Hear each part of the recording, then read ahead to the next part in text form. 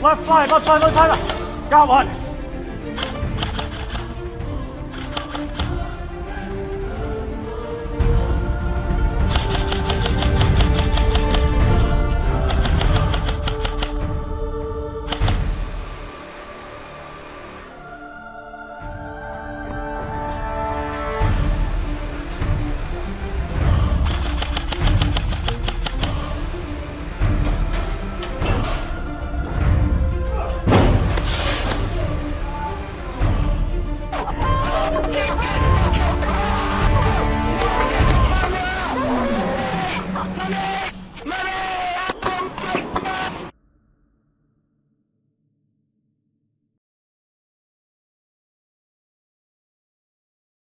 If you ever gotten turned down for promotion at the NCO board because the other guy's PT score was higher than you, go ahead and hit that like button.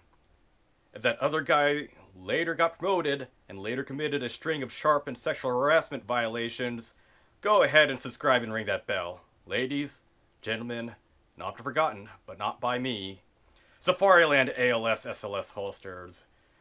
Go ahead, shitpost below. The comment section is crazy, empty, or stupid. Who knows? We're going to do a review today on the Krytac Barrett Rec7 SBR Airsoft AEG rifle, the Japan edition. One thing to note about this product is I purchased it with my own money. I'm not sponsored. I don't have any relation with Barrett or Krytac or Evike or anybody. I did purchase this in used yet in excellent condition. So we're going to go work from tip to butt here. Unoriginal format, I know, but hey, it works. So, muzzle device appears to be some sort of two-chamber muzzle brake. What I do like about it is it's not open-ended and it's not going to get caught in foliage, so if you're going to crawl around, your rifle is not going to get stuck on grass or bushes or whatever. There's also a rubber O-ring below it, below the threading.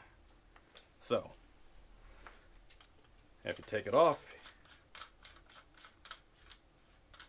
you have a secure way to mount a suppressor, aftermarket muzzle device, or a tracer unit. 10-inch inner and outer barrel. The inner barrel is a Laylax tight bore barrel, which does provide and contribute to great accuracy and range. However, you do need to use higher quality BBs. Cheaper brands of BBs, in my experience, CYC Bio BBs, will jam up and make malfunctions in this airsoft gun. At 20 meters with 0.25 G&G Bio BBs, I'm getting approximately a 15 centimeter grouping.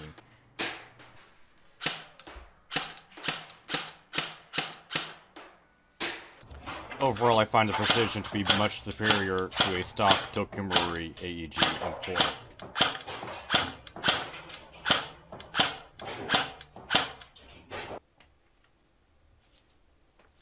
The rail system.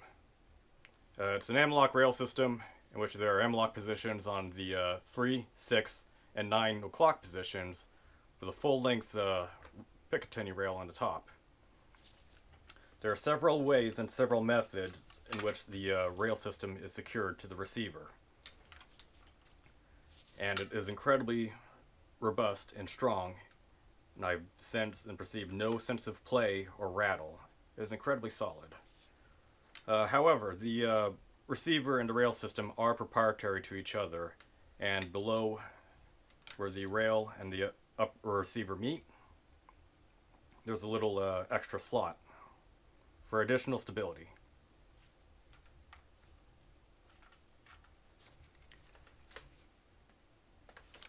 So, while out of the box it does include a Picatinny to M-lock adapter, I find that to be rather annoying and it would get in the way if there weren't any accessories on it. Instead, I mounted a Magpul M-lock to a QD sling socket swivel. The rifle, as is out of the box, does not have any provisions to mount a front sling. As is with 0.2 G&G Bio BBs, I'm getting a rate of fire of 15 rounds per second, or about 900 rounds per minute, at a rate of about 93 meters per second.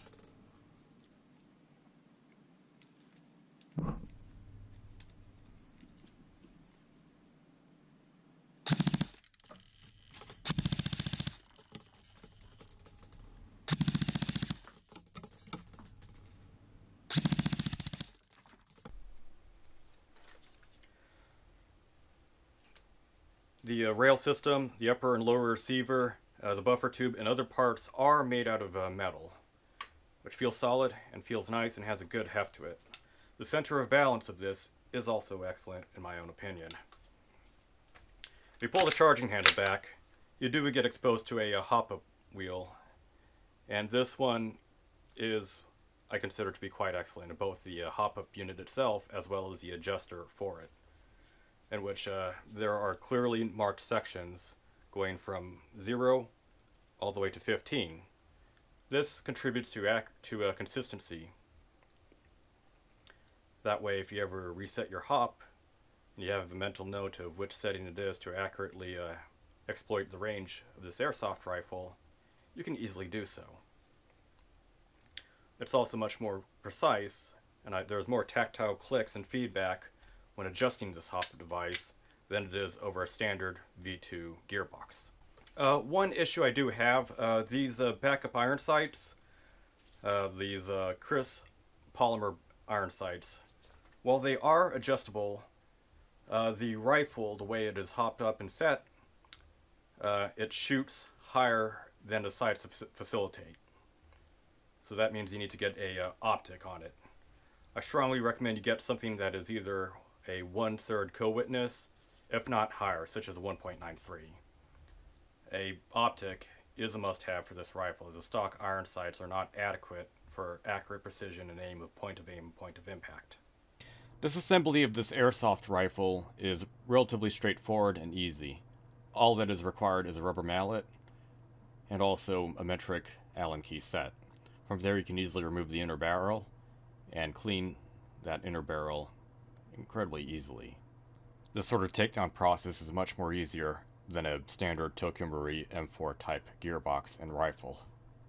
All that is needed is to remove the front takedown screw detent, the front takedown pin, and then punch it out, and then the two halves of the rifle can be taken apart. Reassembly can easily be done in the reverse order. Care must be taken to not lose the bolt catch, as that part is only held in place by the two receiver halves and could easily fall out during the disassembly process. The gearbox inside of this Krytac Rec7 is much nicer than a traditional V2 gearbox. However, the trigger module is analog and an upgrade is desirable. It is a stock that accepts a wide variety of batteries, and also has some methods of attaching a sling, such as 2 QD sockets on each side, as well as a slot for a more traditional sling mounting system. The stock itself is rather robust, has a neat and thick rubber pad that is held in place securely, and I do not have any issues with it. While I do enjoy the build quality of both the hop-up system, the inner barrel, as well as the externals, I find that this rifle, compared to its contemporaries, to be a bit dated. Specifically in the trigger system, as a MOSFET could be a surely needed upgrade to be competitive compared to other rifles. Backup iron sights are kind of useless to me. An optic is a must-have attachment. Overall, while I do enjoy this rifle, I will be doing upgrades with it in the future. If you want to check out other content as well, check out the Commando blog. They have some pretty good content on 3D printed stuff and technologies. Otherwise, shitpost below. Remember, just as good isn't actually just as good. Don't have any emotional attachments to subpar products and then develop some sort of fallacy of sunken costs when you regret that it breaks and you keep on defending about it.